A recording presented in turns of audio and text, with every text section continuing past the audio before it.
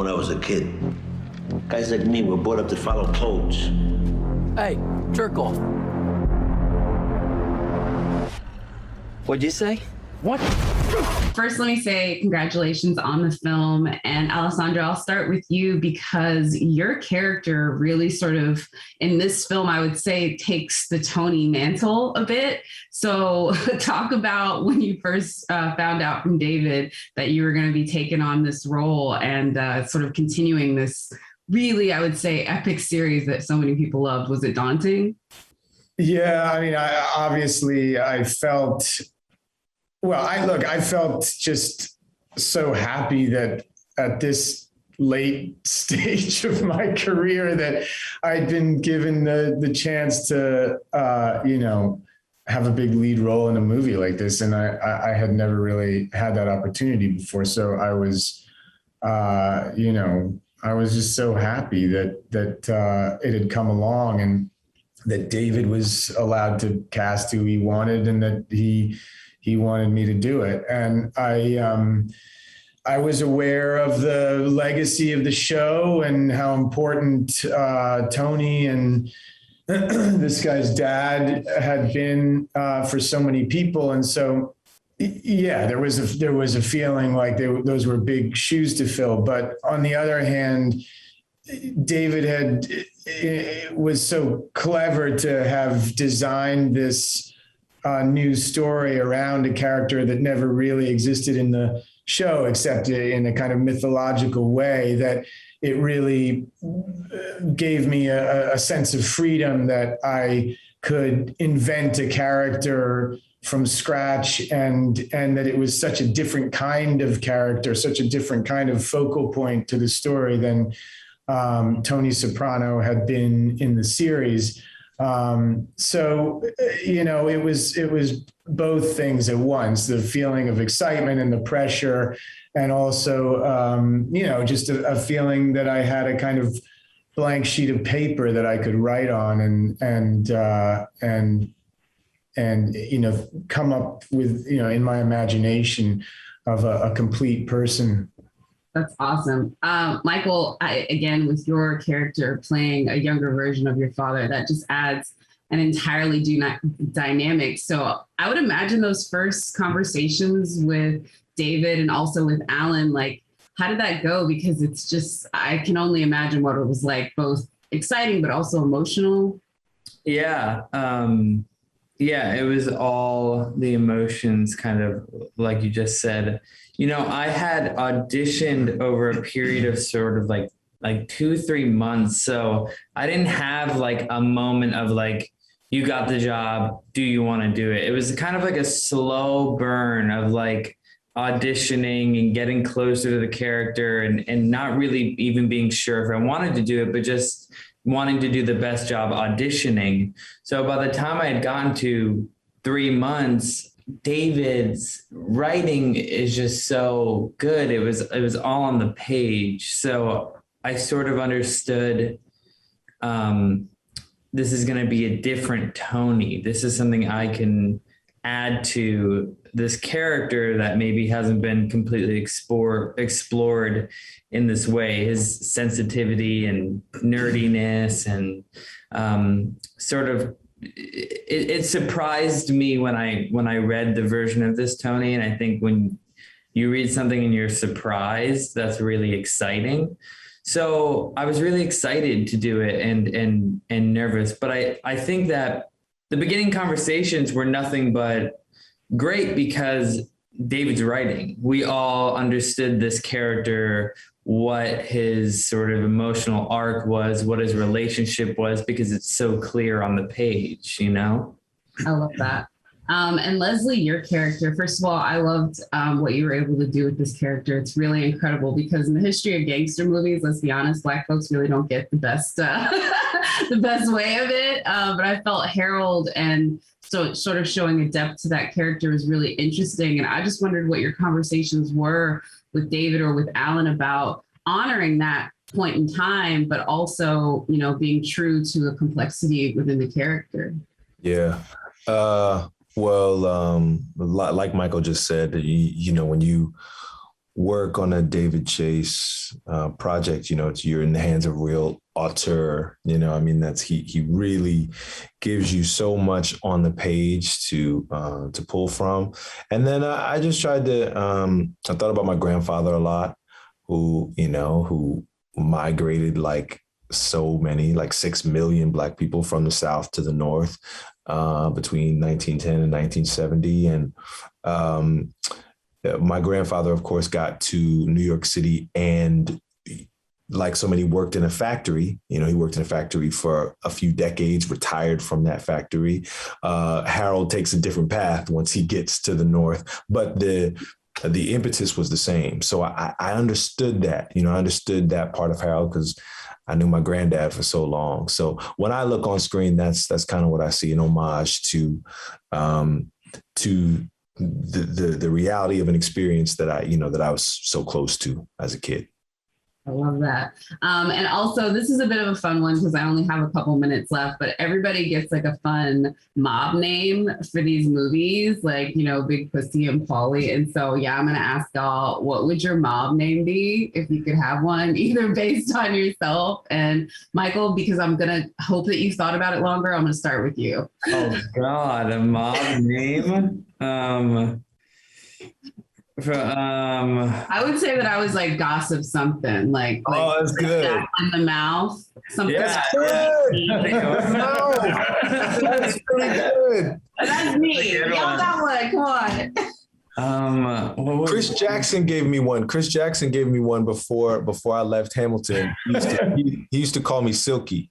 I like it. All right, Alessandro and Michael, y'all got anything? Come on, you're laying down the I guess I'd be Scaredy Cat. Okay.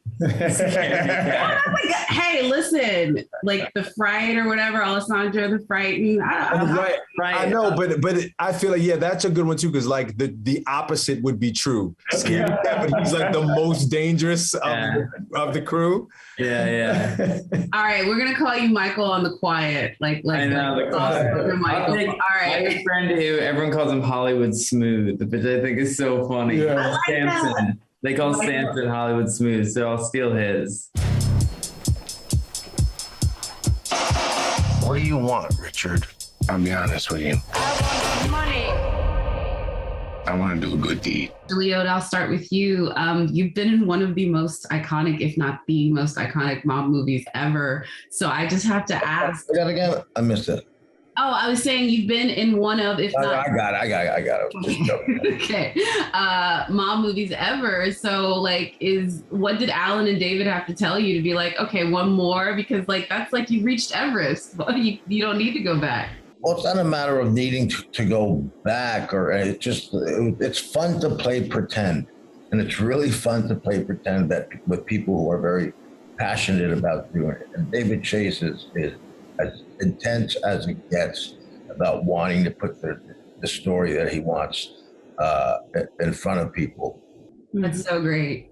And then Michela, for you, I'm just curious because you've done, obviously this is your first big English language thing, but does The Sopranos, is that something that made it across over there? Was it as big over there as it was over here? Or did you have to get studied up from the jump when you got cast? The second one. Easy answer. That's easy. Well, so what was it like sort of going through the series? Did you go back and watch a bunch, or how did you sort of study up for it? I watched the whole thing in a month when I got the role, and I felt in love. I mean, that's so great. And then when you were first talking with David with your character, because obviously your character is a new person within this story, although they're part of the universe, what was his conversations? Because not only is she intricate to sort of show the aspect of women at this time in this part of that universe, but also the immigrant side of that as well. So what were your conversations with David on that? We talked about a lot of things, starting with the dialect, because I speak Napolitan, but come from Rome, so I've learned the dialect. Then we spoke about, the way I move, the way she moves, the way she could have been different than the others as a real Italian one, as a native. Mm. So it's been a challenge. We created her together on set. last question for both of you. What would be your mob nickname? Because we've been asking everyone. Mine is, because I like to gossip a little bit, my name's Jacqueline, Jackie the Mouth.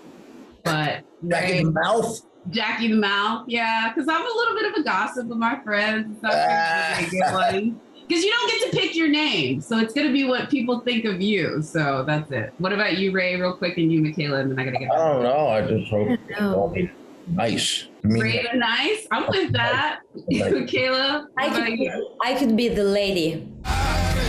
Let me go talk to him. He only listens to Dickie.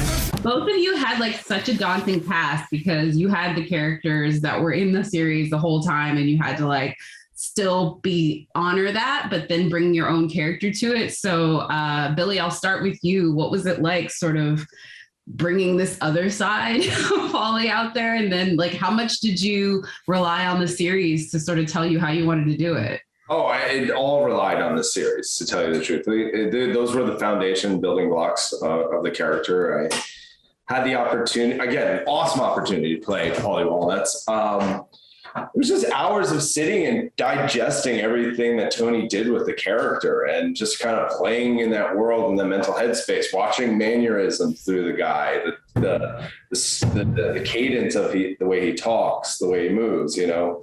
Just hours and hours of doing it to then throw it all out the window, you know? Yeah. That's like the whole point, to not think about it.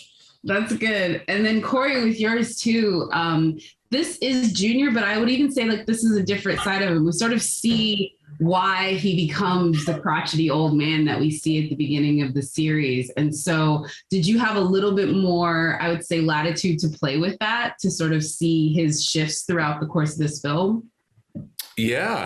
I mean, I think they did such a great job writing this early, part of his life, and to give him a sense of those motivations and those resentments that by the time we see him in the series, those resentments seem to sort of basically, comprise his entire personality.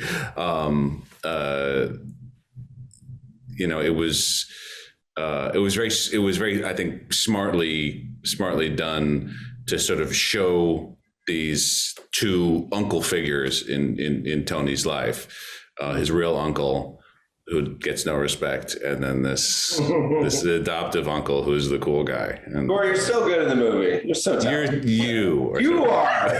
I love you. Y'all are great. I will have to say the other thing about this one too, just with the way that your characters are, is the interactions that you have with the other versions. Like, Corey, when you're talking to Michael as Tony, but really I want to talk about you and Vera, because the Olivia Jr. thing was such a big part of the series. And then to see just how they are in this one and how much fun you guys had with that, because it took me a good 2 minutes to be like, is that really Vera underneath all that? Because it was so hard to really picture. Yeah, I remember when we did the first table read and just like hearing that voice coming out of Vera, she just nailed it.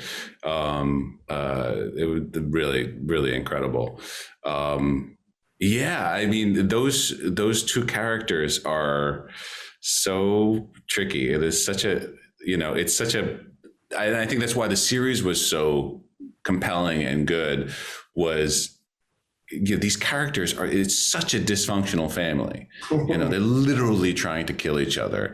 And the level of aggression and passive aggression in every direction is it's so dysfunctional. And yet they're so vibrant and funny and unique, these characters, the way they bounce off each other. Huh? Love and respect is still even there. Yeah. That was the biggest table read I think I've ever been at, actually. Really? It was massive. There was over 50 people there. Was it not? It was an event. It was a real event. It was an event. I remember that now. Yeah. And that's so great to just see this cast, because, from all the new characters that are brought on to also the folks that are carrying over from the series, I feel like all of them get their moment to shine. And there's all those little touches from the series, the callbacks and the sort of Easter eggs. But Billy, I want to ask you, because I even like saw like just from his hair to like him doing his nails at the table. But I was curious if Alan or David talked to you about any of the other Pauly Easter eggs that they wanted to put in this one to make sure you knew about, like, hey, by the way, we're doing this for this reason. No, they did not let me in on it. I just stayed to see as much as I can. But it was more like, again, my journey through this film was like, David, is it okay? Can I do that? Is that cool? Can I, Okay. you know, it's like, Yeah. I don't know. He, again, like, Pauly's journey through this film is, you know, on the peripheral and stuff like that, and just supporting and like building blocks of it. I honestly had fun with it and just, you know, showed up every day with what I thought was the energy of what Pauly brings to the scenes. David, again, was the guy that was the North Star through this whole process. And I just kind of turned to him for advice and ideas and, you know, am I on the path that you feel good with? You know? Love it. So I've been asking everyone this one, and I'll give you mine so you don't feel embarrassed, but I've been asking everyone what their mob nickname would be. I'm a bit of a gossip. Personally? Like personally? Yeah. So like mine, I said, so my name's Jacqueline, and I hate being called Jackie, but you don't get to pick your nickname. And so I would say Jackie the Mouth, because I'm a little bit of a gossip, according to my friends. Hey, stick in the mouth. That's what they say. So I know you don't get to pick your nickname. So that's what my friends would probably go with me. But Billy, what would yours be? It's Billy the Kid, obviously, is like number one, or Billy the Jackhammer. We'll leave that right there. I'm not gonna ask you to follow up because this. I think it's Billy the Jackhammer. Corey, what about you? Sorry, you can follow that. How about cue ball? Say again. Corey, okay. Cue ball. Cue ball. Corey the cue ball. Okay. All right, I'll let you go with that one. But you could have been like Corey the Suave, and I don't think any of the ladies would have been mad about that. But you all right. Well, exactly. You can't come up with your own nickname. So that's true. That's true. You nailed it. You nailed it. I want to do whatever I can to help the family. You've been a part of literally some of the biggest shows on television and really been at the forefront of what we call like peak TV.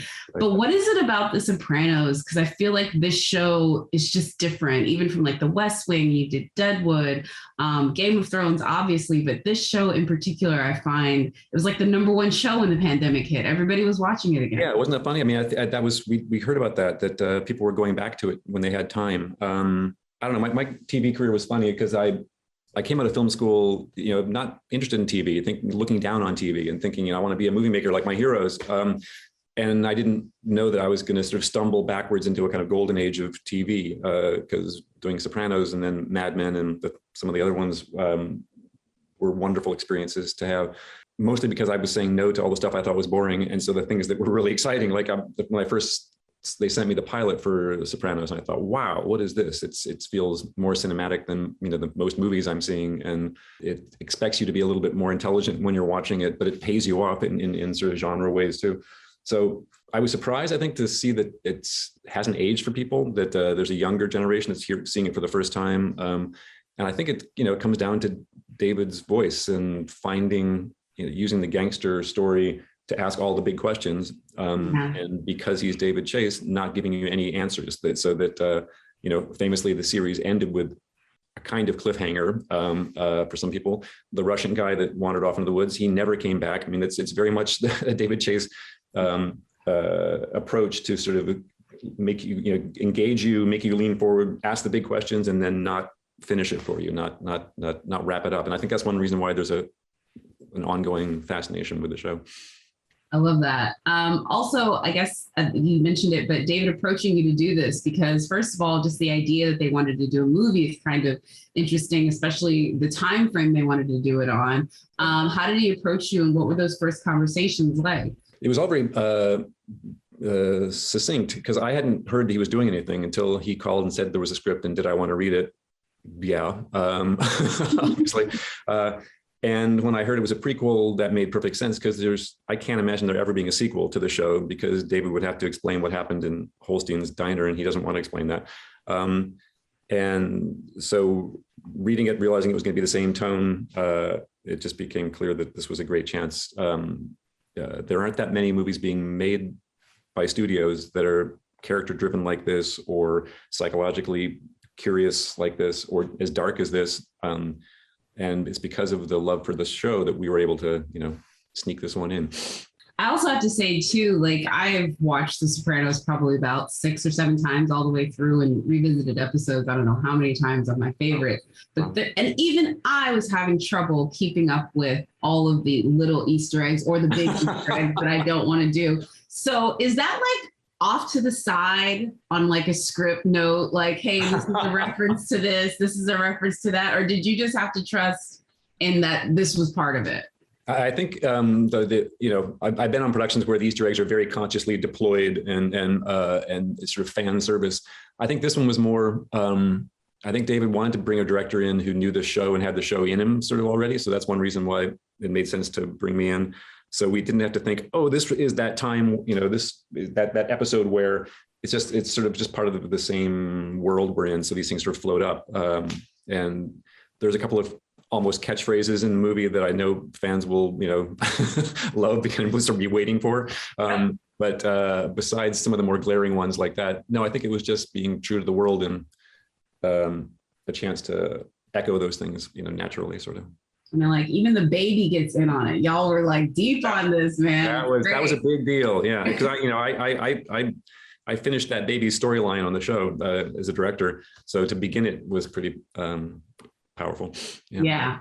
Again, I don't want to give too much away, but last thing, and I'll ask you this. Maybe you don't have this one, so I'm going to give you 2 options, but I've been asking everyone what their mob name would be. But as you as the director, as you're behind the scenes, I will also give you your favorite moment from the series, since that's more behind the camera type of thing. So either one, you can answer either mob name or favorite moment. Okay. If I had, I need 24 hours to think about the best mob name.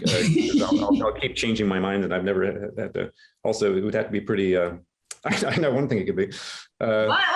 Come on, tell me. It's the least mob name in the world, and that's why it would suit me.